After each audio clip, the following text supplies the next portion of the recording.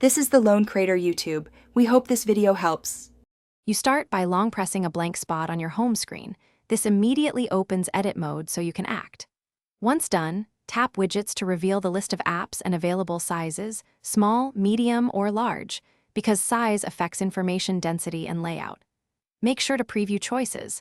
Selecting the right size first saves time and reduces repositioning. Then touch and hold the widget you want.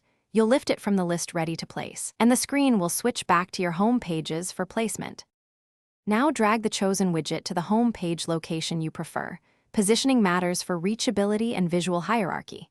When you release it, Android often offers blue handles or grid snaps. Use them to resize or align. This changes how much content the widget shows. Make sure to tap the widget after placement to run any app-specific setup. Configure accounts, shortcuts, or permissions so data displays correctly.